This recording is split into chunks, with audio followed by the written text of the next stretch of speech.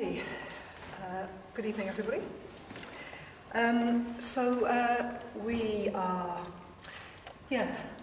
just to set the context for anyone who's new at the moment, we are coming towards the end, I suppose, of a year of symbols, myths and stories connected with Buddhism. And we're in the middle of a season of symbols and stories that illustrate aspects of enlightenment, different qualities of enlightenment. And last week, Vidanya kicked off by talking about the wisdom aspect of enlightenment. And there'll be more to come in future weeks. We'll have empathy, generosity, fearlessness, energy, and several more. But tonight, the title of the talk is Liberation Through Connection. So tonight's talk is going to focus on that aspect of enlightenment which is about connection with others and indeed with reality itself, but particularly focusing on connection with others. So I want to kick off by telling a personal story. So this is a story about myself and a number of other people. Took place in 2008. In 2008, some of you will remember actually, Vidanya went into hospital for an operation. And he was in hospital for, in all, actually, a bit more than a month. He had some surgery, and then it took quite a long time to recover from it. And when that happened, well, I was quite touched, but not incredibly surprised, by the kindness of the Sangha. I was touched but not surprised that there was a real feeling of metta flowing towards the hospital ward that Vidanya was on, particularly around the time of his operation. I wasn't surprised, but I was delighted, and he was too, by the cards and the gifts that just appeared. People delivered them to the ward that he was on, some of them anonymously, and by the steady stream of Sangha members who went to visit him while he was in hospital. But there was one incident that touched me unexpectedly. So it was quite a hard time for me, really, because, apart from being married to Vidanya and therefore supporting my husband through a period of illness, trying to get to the hospital every day at least to see him, going out and buying things that he needed and delivering them to the hospital. I was part of the two people who were left managing the centre, because in those days there were just three of us on the centre team. There was Ajatara, myself and Vidanya. So we were down to two. We had extra duties. So there was extra work to do at the centre, as well as the things that I was doing in supporting Vidanya. And I was, I'm pretty good at juggling things and getting a lot done. But I got a bit tired. Occasionally I'd skip meals so that I could get from the hospital visiting time back in time for Sangha Night or back in time to lead a mitra group. And the thing that I want to talk about was just the first meeting of a particular mitra group that I led. Because the first time this mitra group led, after Vidanya had gone into hospital, I turned up as usual to lead study with this group of women. And they turned up with this great big cool bag. And in this cool bag, there were probably 2 or 3 weeks' worth of frozen meals. All sorts of different meals, soups and pastas and curries and all sorts of things, cooked by the members of the mitra group. And, I was touched because they were aware not only of Vidanya and Vidanya's illness, but they'd kind of taken in the whole situation. And they'd realised that I was a bit pushed. And they'd done something that was just an act of kindness and generosity to help me out. And it was an act of kindness that really touched me at the time, and it stayed with me very strongly ever since, actually. So it was an act of kindness and generosity at a very mundane level. It's the sort of thing that any of you might have done for any of your friends. But it also illustrates something very much grander, something even transcendental, which is it's connected with the connectedness aspect of enlightenment. In a way, it's an aspect of, that connectedness aspect of enlightenment at work in the world. And actually, the great thing about this particular aspect of enlightenment, this connectedness, is that it's where enlightenment, the transcendental, something that sounds really grand, just meets the world that we know. And it involves actions that we can understand, actions that we can actually emulate, things that we can do to act in a way that is working towards enlightenment.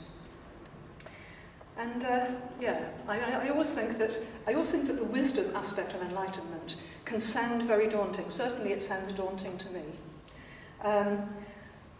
For anyone who has a rather puny, distracted, forgetful mind like mine, whose meditation practice is variable, but quite often not brilliant, then wisdom can seem quite a long way away. But actually, it's possible to some extent to emulate the way that an enlightened being would act, just to some extent. Because an enlightened being, in his very self, or her very self, kind of realizes and lives the reality of connectedness, the connectedness of everything. And that reflects in the way that he or she will speak and will act and will think. And it's possible, at least to some extent, to emulate the way that an enlightened being would act. And I think to that extent, it's helpful to stop thinking of enlightenment as a kind of destination, somewhere that we're trying to get. I think it helps to think instead of enlightenment as something that can manifest in the world and something that we can align ourselves with. Or not, we might choose not to. But the more we align ourselves with this kind of aspect of enlightenment, the more we're bringing enlightenment into the world and acting it out in the world, the more we're pushing the world in the direction of enlightenment. So, my talk tonight is going to consist of probably 3 parts. I'm going to say a little bit about the historical Buddha, about the way he acted, the sort of person that he was in a way, the sort of person that an enlightened being is, if you like. I'm going to talk about some of the things that the Buddha said about friendship and Sangha. And I'm going to talk about an image, a symbol of enlightenment. So first of all, the historical Buddha. So, the historical Buddha was obviously quite a big person. During his lifetime, he attracted quite a big following of all sorts of people, huge variety of people, from all social classes, all levels of education, all levels of wealth, young and old. I mean, just a huge variety of people. He was obviously a very charismatic character. But the fact that he had such a big following, I suspect was based almost as much on who he was as on what he taught. What he taught was very important, and that would be weighed up very carefully by people. But the way he was the thing that would attract an awful lot of people to be his followers in the first place. There was obviously something very special about him, something that was intangible, but very obvious to people who met him. And I think the same thing is true of very highly developed people, even nowadays. People talk about being very impressed. People who've met the Dalai Lama talk about being very impressed with him, just as a person. They talk about there being a sense of a very deep person, of a deep kindness, of a deep calm, of a deep wisdom that comes with that person. And people say similar things of Sangha, the person who founded this order, and of other just very, very big beings. And I think that we get that sense. I don't necessarily think that we always get that sense, or we all will see that.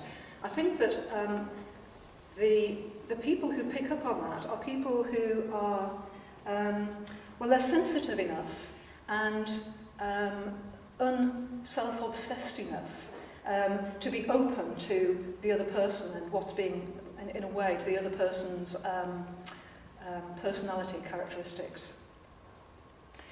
And actually, in some ways, this is a little bit like what people often say when they visit the Buddhist Centre for the first time.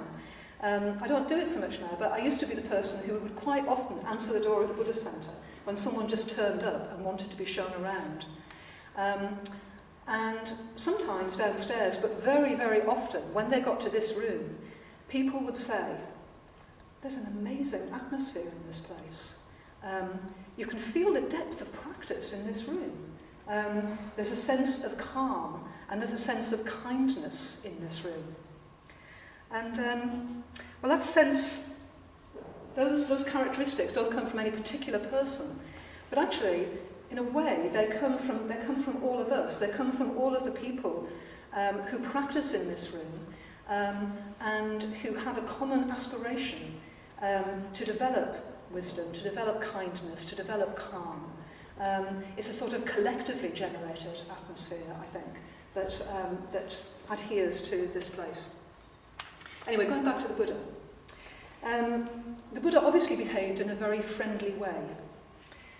He was friendly to strangers, he was affectionate with his friends, he was very concerned for his friends' welfare.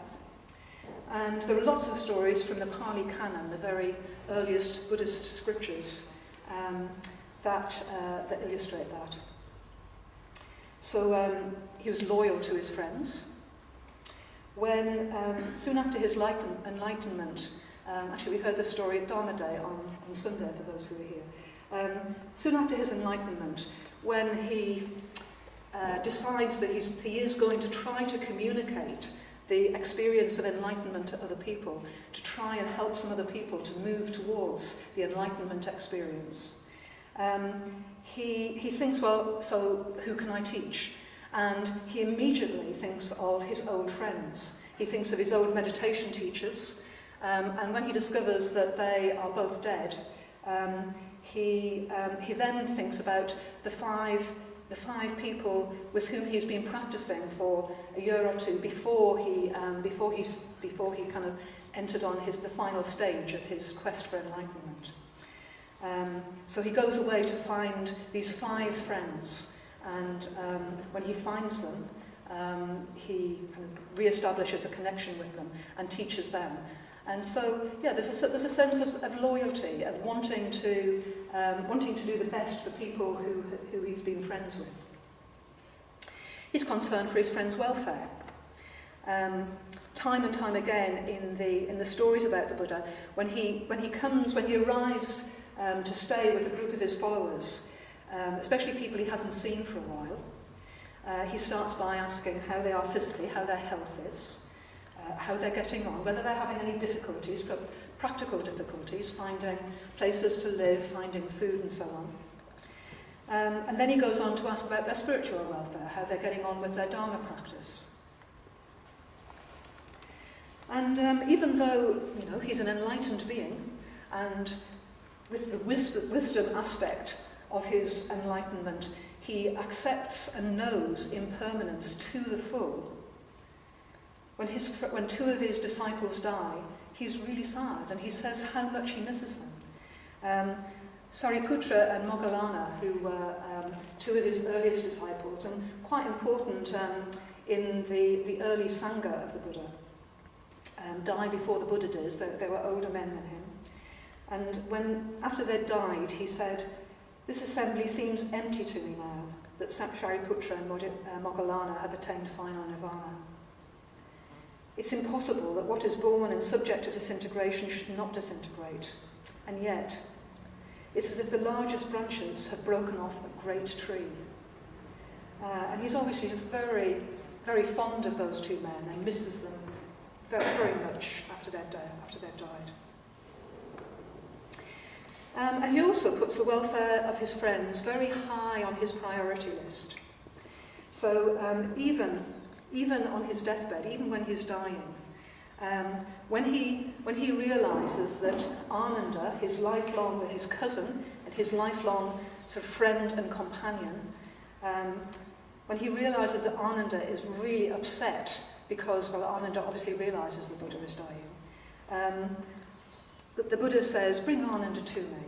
And he puts quite a lot of effort into comforting Ananda, reminding Ananda of all that he's learned, reminding him that he's learned a huge amount about the Dharma and that his practice is really good, and that the Buddha is confident that he'll break through very, very soon to enlightenment himself.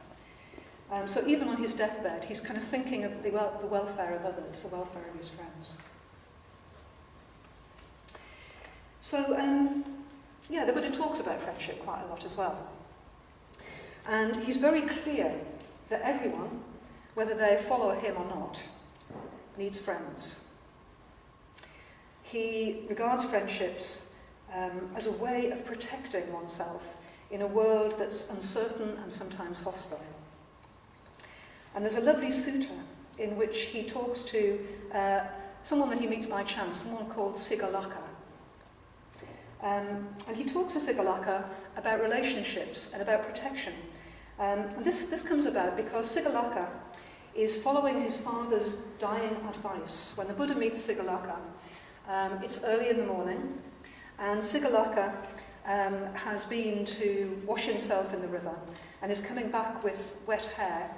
And what Sigalaka is about to do is to bow on his father's advice to each of the 6 directions.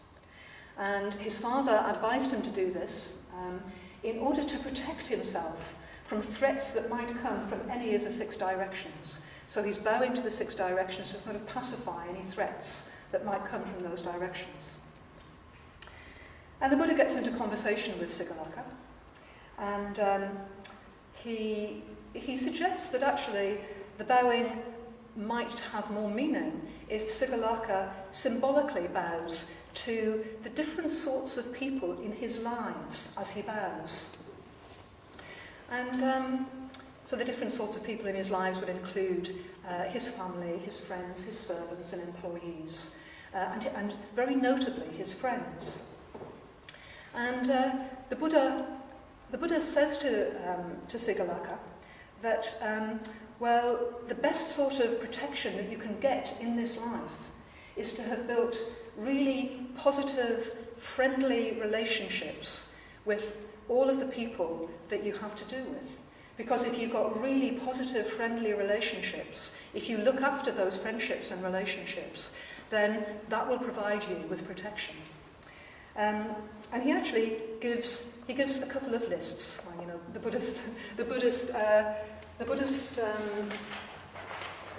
the stories of the Buddhist life are full of lists. And these are the 2 lists from the Sigalaka Sutta. So Sigalaka is the man he meets, and it's called the Sigalaka Sutta. And the Buddha talks about the duties of friendship being generosity, kindly speech, looking after our friends' welfare, treating our friends as we would wish to be treated ourselves, and always keeping our promises. Okay, so a very simple list of the duties of friendship.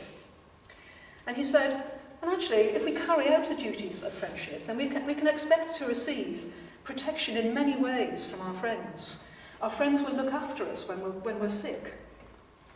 Our friends will look out for our property, even if we're careless about it ourselves. Our friends will be a refuge when we're afraid. This is the one that really grabs me. If I'm afraid, I really want to talk to someone about it. I really want a friend who helped me through my fear. A friend will stand by us when we're in trouble. So whatever happens in our lives, if we develop good friendships, then we'll have people who will stand by us, whatever happens. And in a very practical way, for a man like Sigalaka, who has family duties, a friend will care for our dependents if we're not able to. So we carry out the duties of friendship, and we can expect to receive some protection in advance. Now Sigalaka wasn't a follower of the Buddha, he was just some guy that the Buddha came across, someone that he bumped into on one of his journeys. But I like what the Buddha said about friendship, and what he's talking about here is, he's talking about very practical, mundane, ordinary, down-to-earth friendship. And there's a sense in which, well, we all need those. We need ordinary friendship. We need people who will stand by us when we're in trouble, and who will be a refuge to us when we're afraid. We all need that. So the Buddha was saying, well, everyone, whether they're a Buddhist or not, whether they've got a spiritual path or not, needs friends. And within the spiritual community of his followers, the Buddha says again and again that friendship is indispensable. But he also talks, especially when he's talking to his own followers, his own Sangha, he talks about a special kind of friendship. He talks about something that he refers to as kalyana mitrata, or noble friendship. And it's a noble friendship, this sort of friendship, because it's a friendship that's born from a shared vision, shared aspiration, shared ethical practice, a shared spiritual path, really. And so in our terms, kalyana mitrata could be translated as spiritual friendship. And that's something that we talk about a lot within Triratna. So in a way, we're talking about spiritual friendship here. And the Buddha said again and again something that you will all have heard, because we say it on the beginners and intermediate courses. And that is, the spiritual life isn't that easy in a world that doesn't have spiritual values. And if you want to tread a spiritual path, then you're going to have the support of other people who've got similar aspirations to you. Because otherwise, you just won't keep your practice going.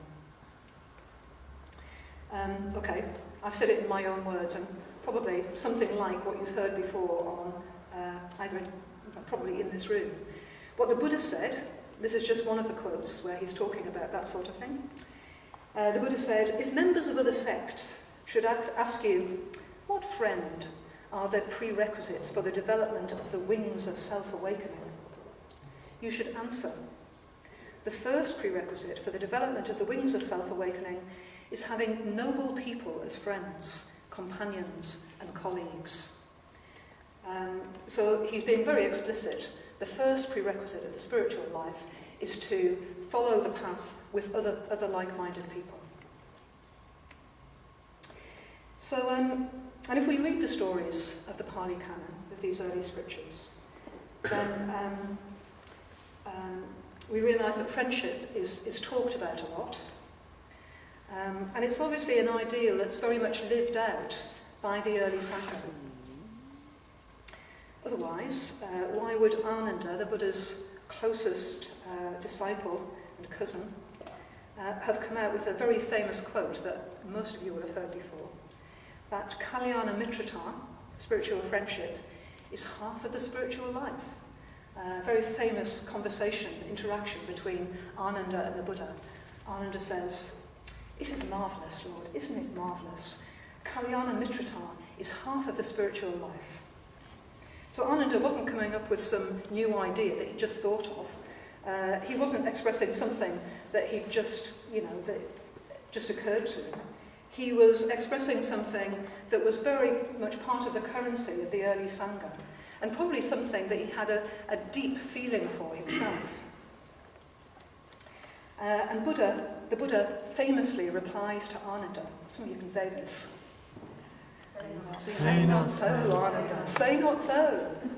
Kalyana mitrata is actually the whole of the spiritual life. When a person has admirable friends, has noble friends, has noble people, as friends, companions and colleagues, he can be expected to develop and pursue the Noble Eightfold Path.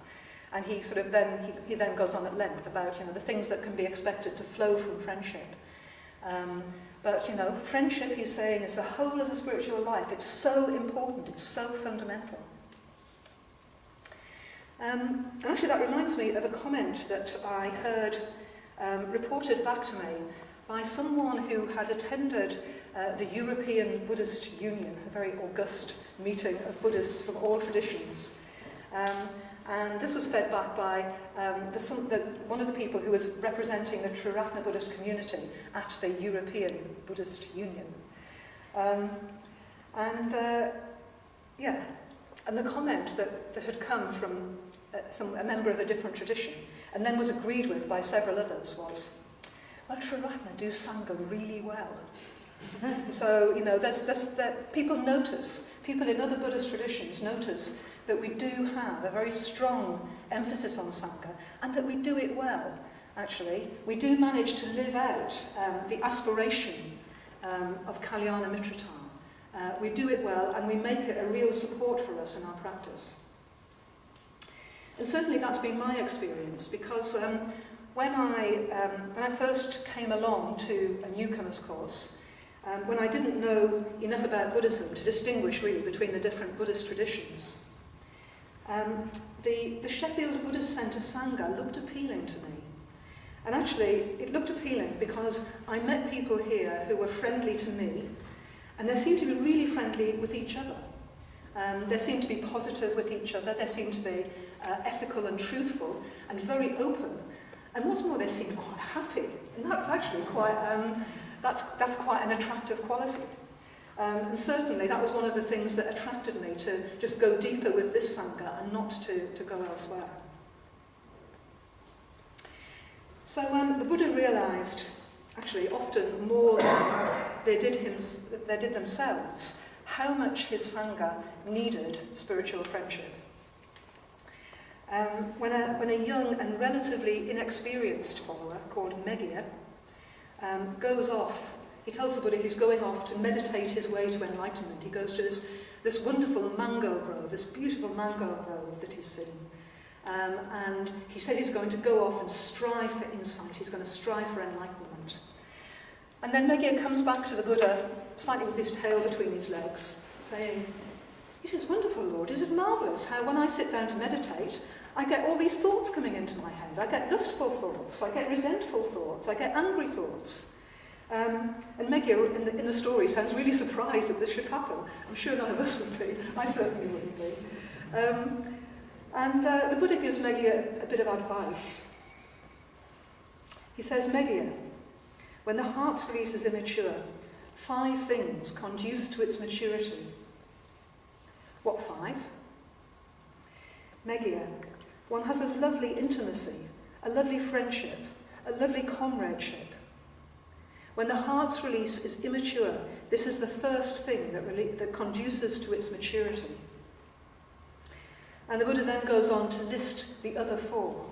And the other 4, very briefly, are ethical practice. He says ethical practice is really important. Listening to and discussing the Dharma, really important. Working directly on our states of mind, really important. And developing wisdom. And then the Buddha says, and if you've got Kalyana Mitrata, if you've got that lovely intimacy, that lovely friendship, then actually you'll be able much more easily to develop the other 4, because your spiritual friends will support you with your ethical practice. They will discuss the Dharma with you. They'll help you to work on your states of mind and point out states of mind that you're not noticing yourself. And they'll help you to develop wisdom. So Kalyana Mitrata, again, fundamental to the spiritual life. So if our meditation practice isn't quite yet up to breaking through to enlightenment, then maybe we need to take the Buddha's advice that he gave to Megya and put some effort into cultivating friendships. So although he regards them all as very important, the Buddha obviously regards ordinary friendship and Kalyana Mitrata, spiritual friendship, and Sangha as increasingly high ideals. He obviously thinks that they're, each is a step higher than the one before.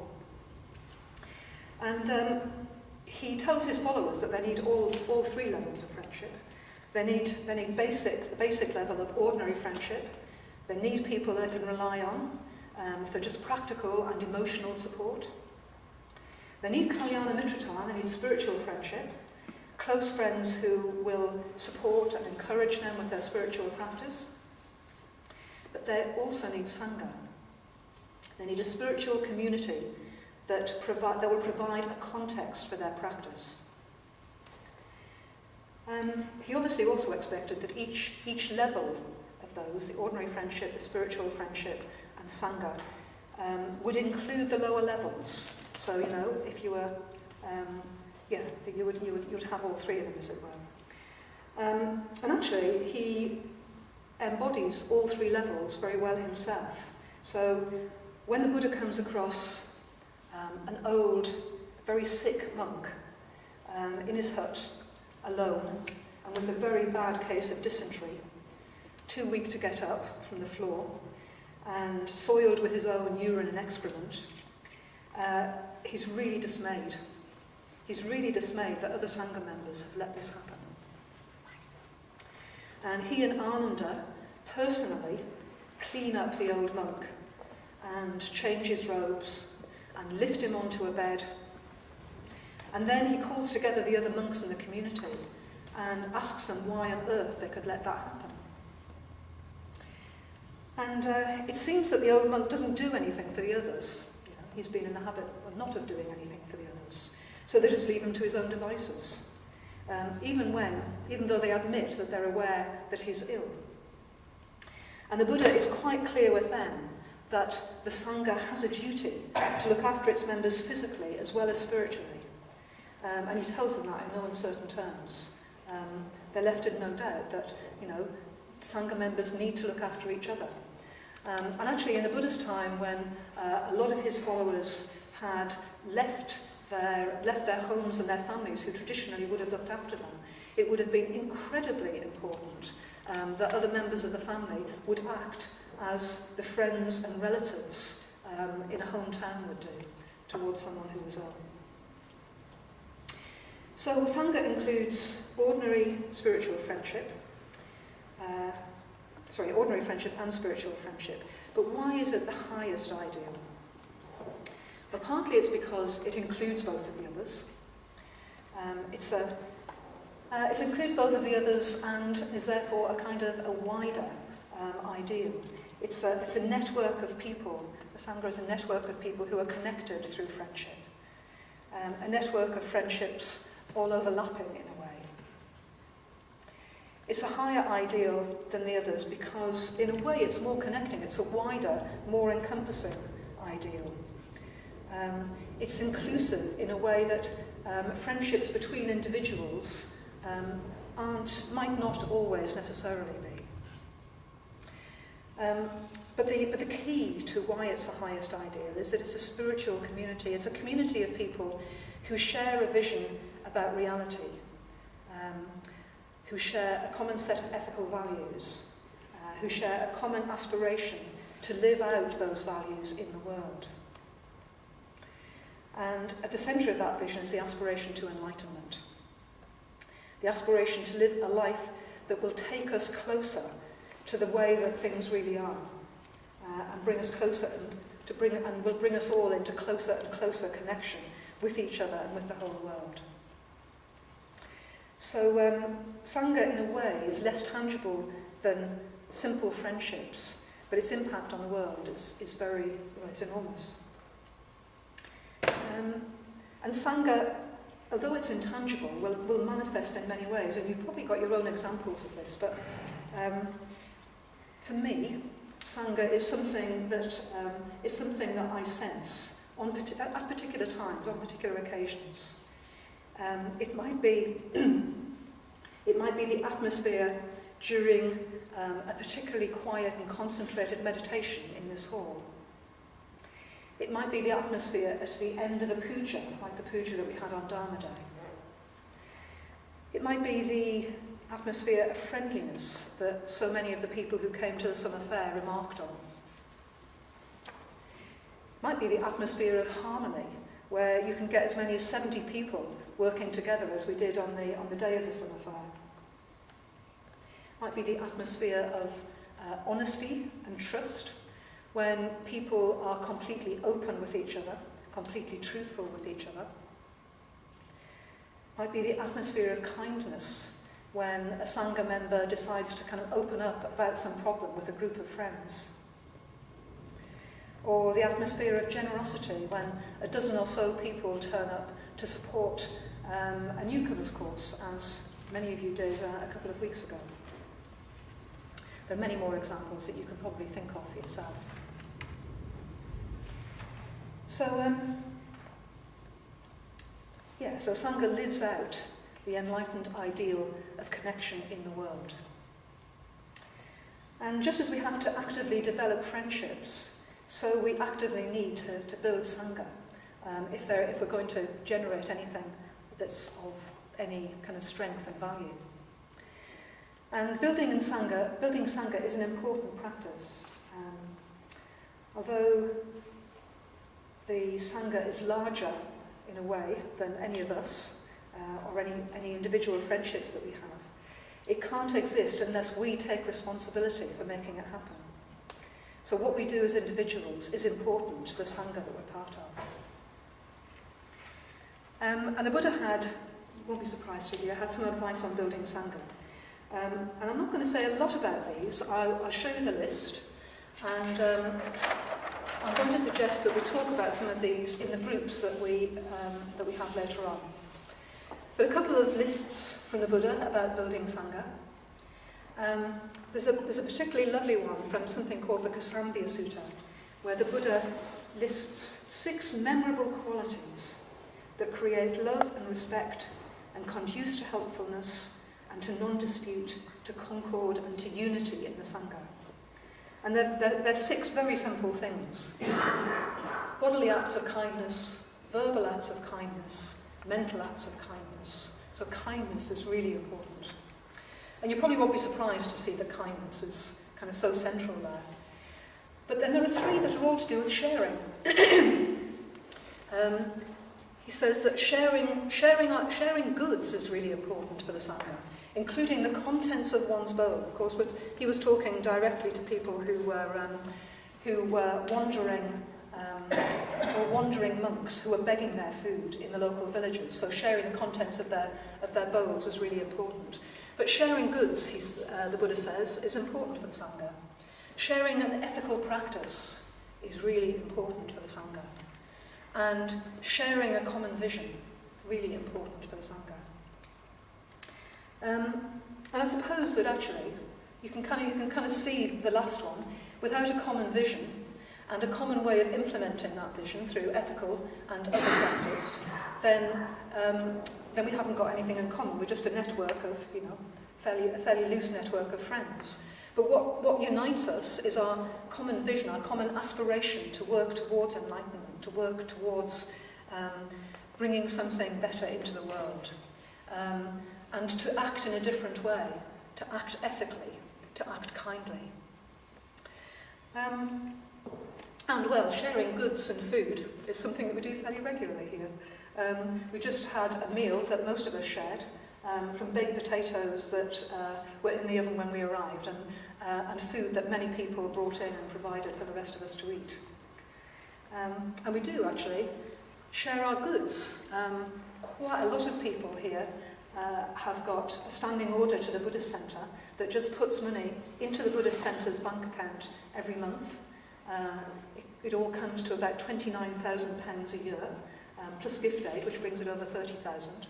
And that money actually pays for the people who run the centre and do the things that need to be done to keep the centre and the Sangha going. So to that extent, if you're part of that network of generosity, if you're part of the Dana economy, then you're sharing your goods in the way that the Buddha described.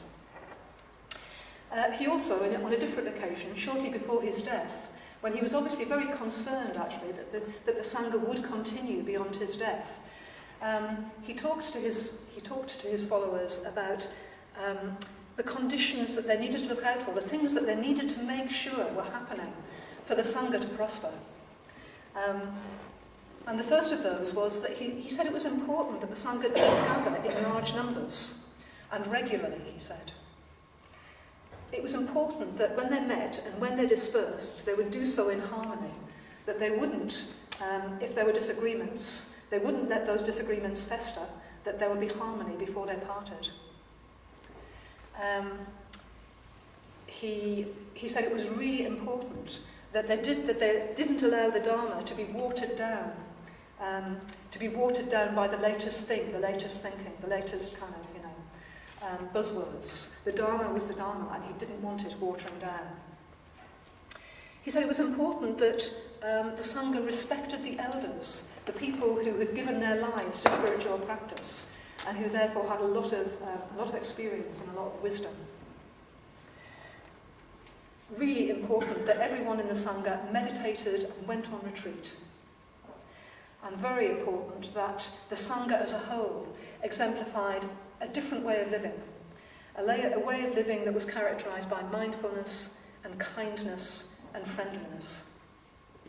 Okay, so some words from the Buddha about building Sangha, and you might like to think about how we do that as a Sangha in Sheffield, and maybe how you personally could contribute to building Sangha more, using some of the things on these lists.